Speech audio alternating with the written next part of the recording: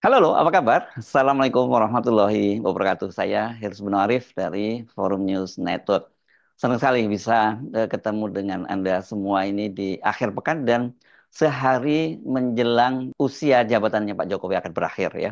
Karena hari ini kan Sabtu tanggal 19 Oktober 2024, berarti ya Jokowi itu akan tinggal di Istana Kolonial, itu berhak tinggal di Istana Kolonial hanya hari ini saja bisa, besok sudah tidak boleh lagi dan dia besok sudah harus kembali ke Solo gitu. Saya tidak tahu apakah Pak Jokowi itu hari ini masih kunjungan kerja seperti yang dia katakan bahwa kalau sampai hari terakhir katanya dia melakukan kunjungan kerja. Saya nggak sedang tidak memantau. Saya lebih tertarik untuk melihat komposisi kabinet dan jumlah partai-partai itu yang bergabung. Kita sudah tahu semua, tapi berapa jumlah mereka mendapat jatah di kabinet. Nah, ini saya kira sekarang mulai menarik dan juga bagaimana proses mereka itu masuk di kabinet. Saya ajak Anda untuk menyoroti Partai Amanat Nasional. Karena apa? Karena ini menurut saya bukan agak ya. Ini menarik sekali karena kabinetnya Pak Prabowo itu nanti akan ada pasangan bapak dan anak yang bapaknya jadi Menko dan anaknya itu jadi Wamen. Ini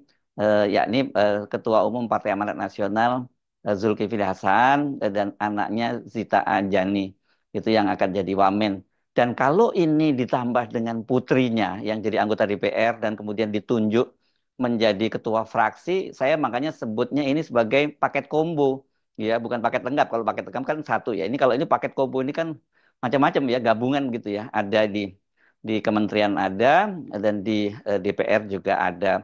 Dan kemudian Anda akan bertanya bagaimana cara mengawasinya? Ya, enggak perlu dipertanyakan karena sebenarnya sekarang DPR itu fungsinya bukan pengawasan.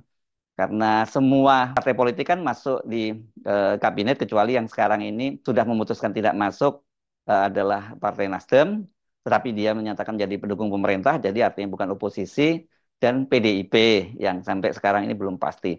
Nah, soal Partai Amanat Nasional itu kalau dilihat dari pemanggilan para calon menteri dan calon wakil menteri dan kepala badan itu kemarin sesungguhnya kita tahunya hanya dapat dua menteri dan dua wakil menteri. Itu yang kita tahu ya, karena pada hari pertama itu yang diundang ke Kertanegara adalah Ketua Umum Partai Amanat Nasional Zulkifli Hasan. Belakangan ini dikabarkan bahwa dia akan jadi Menko urusan pangan. Jadi ini naik kelas kalau sebelumnya dia Menteri Perdagangan yang juga ngurusin pangan, kan salah satunya impor bahan makanan, sekarang jadi urusan pangan. Jadi lebih fokus, Pak. Berarti Pak Zulkifli Hasan tetap nggak jauh-jauh urusannya itu nanti tetap akan urusan impor bahan pangan akan tetap terlibat di situ. Yang kedua ini eh, orang dekatnya Pak Zulkifli Hasan. Ini orang lama, ini orang sudah sejak dia masih jadi Menteri Kehutanan dulu, ini timnya Pak Zulkifli Hasan, Yandri ya, Wakil Ketua MPR. Dia itu kemarin juga diundang ke Kertanegara dan katanya dia disiapkan untuk menjadi Menteri Urusan Desa. Dan nama lain yang tadinya disebut-sebut itu akan masuk kabinet, misalnya seperti mantan Sekretaris Jenderal Partai Amanat Nasional, Edi Suparno yang sekarang digeser menjadi Ketua Umum dan dia menjadi Wakil Ketua MPR, itu kok kemarin ternyata tidak saya lihat hadir di Kertanegara. Padahal kan sebelumnya namanya itu sempat dijagokan menjadi salah satu calon menteri dari Partai Amanat Nasional. Dan yang kedua, nama juga yang disebut-sebut bakal masuk ke kabinet itu adalah Eko Patrio. Ya, ini Eko Patrio ya betul, komedian itu yang sekarang ini posisinya dipromosikan menjadi Sekretaris Jenderal. Kepada wartawan kan beberapa waktu yang lalu dia sudah menyatakan bahwa PAN itu akan dapat jatah yang cukup banyak di kabinet. Tapi ternyata kemarin Eko juga tidak masuk di daftar yang mereka 49 calon menteri yang dipanggil pada hari pertama ya, tanggal 14 Oktober, hari Senin kemarin. Jadi artinya kalau dari menteri itu hanya dua ya berarti ya. Tapi bukan berarti ini hanya dua saja karena kelihatannya masih akan sangat dinamis dan banyak kan figur-figur yang namanya itu tadinya tidak beredar dan tidak dipanggil pada hari pertama, tapi kemudian ternyata dia masuk untuk menjadi apa, hadir di pembekalan di Hambalang. Jadi artinya dia akan jadi menteri. Salah satunya yang jelas kemarin juga sudah kita bahas adalah mantan Kepala BIN Jenderal Polisi Budi Gunawan.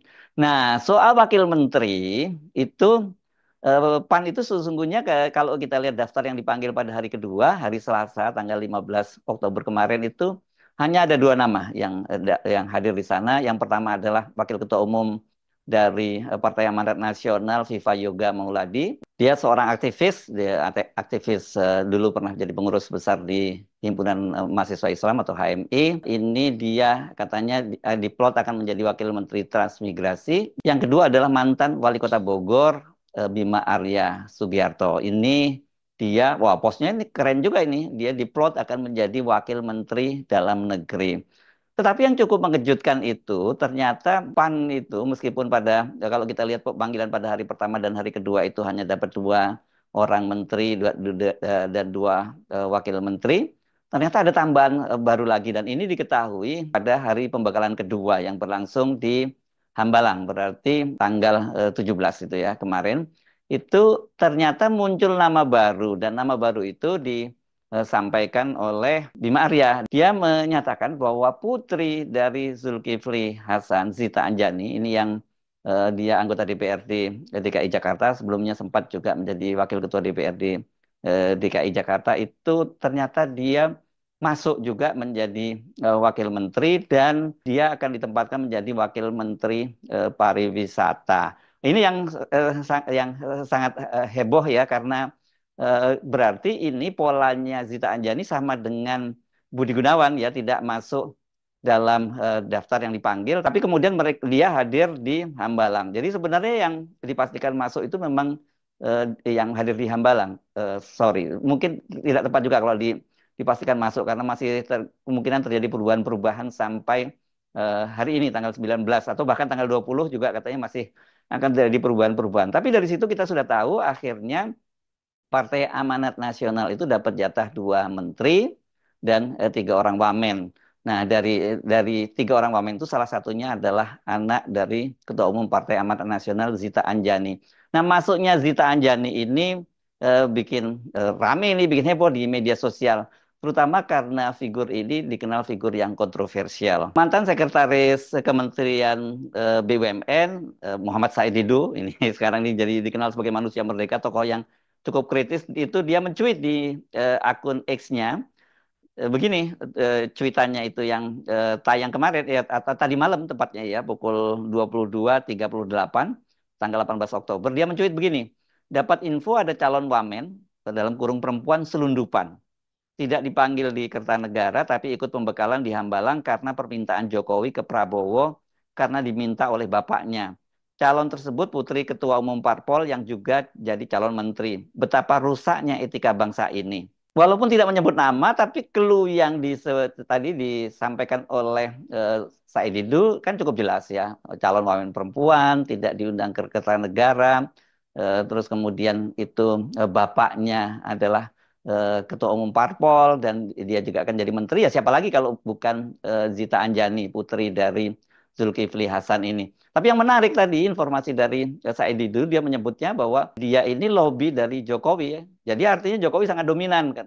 Berarti ini kan kalau memang lobby dari Jokowi dan tidak dipanggil ke Kertanegara, kemungkinan besar Zita ini sebenarnya sudah diajukan sebelumnya, tapi dia mungkin tidak lolos seleksi dari timnya Pak Prabowo. Kan nama-nama dari partai politik maupun dari ormas itu yang dikirim ke Pak Prabowo itu kemudian diteliti oleh tim seleksinya Pak Prabowo dan kemudian ada beberapa nama yang tadinya sudah sempat muncul di media rame dan sebagainya kemudian tidak lolos. Apakah yang tidak lolos ini, apakah Zita Anjani ini termasuk yang tidak lolos tapi kemudian karena di lobby dari Pak Jokowi kemudian diloloskan? Nah, ini yang sampai sejauh ini memang belum ada penjelasannya. Tapi kalau dari bocoran Said Didu tadi kita jelas itu clue-nya adalah Zita Anjani ini yang dimaksud oleh Said Didu. Ini Zita Anjani ini dikenal sebagai figur yang sangat kontroversial ya. Anda mungkin sebagian belum lupa ketika kemarin ribut-ribut soal serangan serdadu Israel yang membantai ribuan warga di Gaza, warga Palestina di Gaza itu kan Zita Anjani yang pada waktu itu dia sedang melakukan umroh di Tanah Suci Mekah, itu dia malah mengunggah dia sedang meminum kopi Starbucks dengan backgroundnya itu lingkungan di Masjidil Haram gitu. Dan ini kemudian menimbulkan protes yang luar biasa di kalangan netizen karena Starbucks ini adalah salah satu produk yang sedang diboikot oleh mereka-mereka yang sangat marah dengan aksi keji yang dilakukan oleh Zionis Israel yang membantai ribuan warga Gaza. Tetapi dia sebagai politisi partai yang katanya ini tadinya berafiliasi dengan Islam, Partai Amanat Nasional, kok malah dia secara tidak langsung dia menyiratkan bahwa dia mendukung, terkesan begitu ya, atau melawan publik opini yang sedang melakukan boikot terhadap minuman Starbucks. Starbucks ini kan hanya salah satu daftar minuman yang diboikot oleh warga di dunia ini ya. Di luar itu juga kalau kita lihat catatan-catatan lainnya ini sangat kontroversial. Dia misalnya dia pernah eh, diketahui sebelumnya dia mengenakan jilbab, tapi belakangan ini dia mencopot jilbabnya. Tapi kalau saya perhatikan kelihatannya copot pakai begitu ya.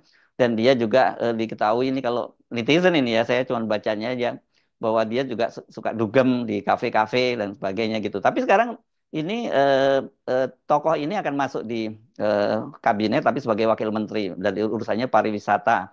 Dan kemarin dia memang diketahui hadir di Hambalang dan sebelumnya itu yang bocorkan itu atau menyampaikan kepada wartawan adalah Bima Arya. Dia menyebutkan bahwa Zita Anjani itu memang hadir di Hambalang dan dia akan jadi wakil menteri pariwisata. Ini berarti jadi kolehannya dari Bima Arya dan juga Viva Yoga. Mereka dalam satu klaster sebagai wakil menteri. Dan kemarin memang wartawan juga melihat Zita itu pada pukul 17 lebih keluar dari Hambalang dengan menggunakan kendaraan Lexus. Ini keren banget ya, gagah nih. Lexus ini kan mobil, salah satu mobil mewah produk Jepang gitu ya ini. Dan dari sini saja kita kemudian melihat, "Oh, waduh, ini isinya kabinet kok seperti ini ya." Kemarin misalnya orang menyebutnya bahwa ini kabinet Prabowo Rasa Mulyono. Karena banyak sekali menteri-menteri Jokowi itu kembali dipanggil oleh Pak Prabowo. Hari pertama saja itu media itu menghitung itu ada 17 menteri Pak Jokowi yang masuk ke kabinetnya Pak Prabowo. Tapi sebenarnya kalau kita teliti lebih jauh sebenarnya datanya itu 15 itu menteri dan dua itu adalah wamen. Dua wamen itu adalah Wakil Menteri Pertahanan Letnan Jenderal TNI Herendra yang sudah dipastikan ini akan menjadi kepala BIN dan akan dilantik bersama dengan kabinet tanggal 21. Yang kedua itu adalah Wamen ATR BPN Raja Juli Antoni, PSI ya. Ini yang dikenal sebagai babysitternya dari Kaisang karena dia selalu mendampingi Kaisang dan katanya dia ini akan naik kelas menjadi Menteri Kehutanan. Oke, ini yang menimbulkan kehebohan ya dengan latar belakangnya Raja Juli tiba-tiba dia jadi Menteri Kehutanan menimbulkan tanda tanya dan ini dipastikan dia adalah titipan dari Pak Jokowi. Di luar itu kan juga bukan hanya Rasa Mulyono tetapi juga Rasa Gibran dan khususnya Rasa Kaisang. Selain Raja Juli, PSI itu sekarang juga mendapat jatah dua menteri yakni Giring Ganesa Jumario, Haji Giring Ganesa Jumario, mantan ketua umum yang akan menjadi wakil menteri untuk urusan kebudayaan dan kemudian Isana Bagus Oka. Saya tidak tahu dia akan menjadi wakil menteri apa.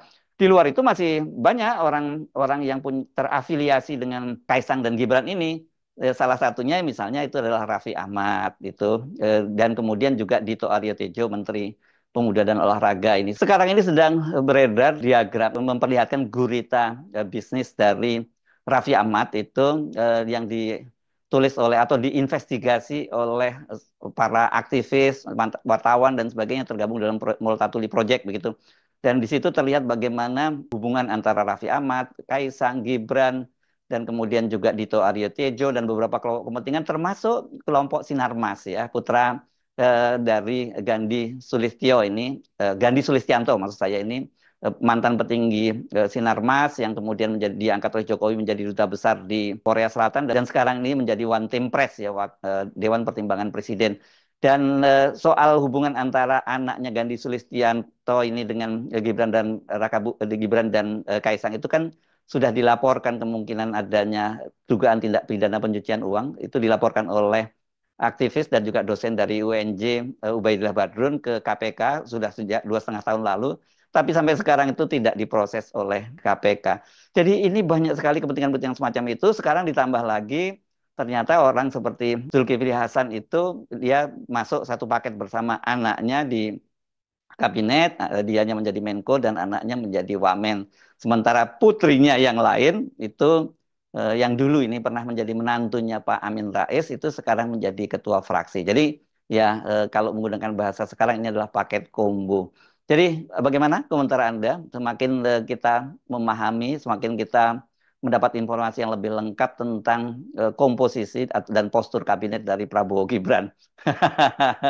Jangan kemudian tambah marah-marah dan kemudian putus asa ya. Percayalah bahwa ya, bersama kesulitan itu akan ada kemudahan. Itu aja ya. Ketika Anda misalnya putus asa melihat komposisi dari kabinet, percaya saja pada janji Allah itu. Saya Arsbun Arif dari Forum News Network. Sampai jumpa lagi. Wassalamualaikum warahmatullahi wabarakatuh.